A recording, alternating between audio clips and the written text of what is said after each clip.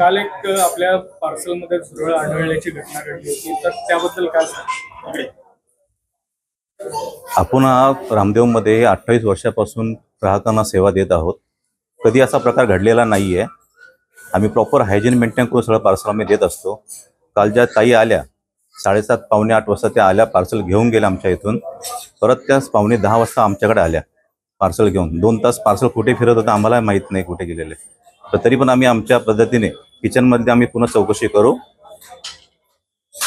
करून आम्ही तुम्हाला सांगू. पण आता जे त्यांनी जे ॲलिगेशन आमच्यावर केलेलं आहे ते चुकीचं आहे आणि आम्ही हे मान्य करत नाही आहे. तरी आम्ही चौकशी करून आमच्या पूर्ण kitchen staff proper hygiene maintain करत आहोत.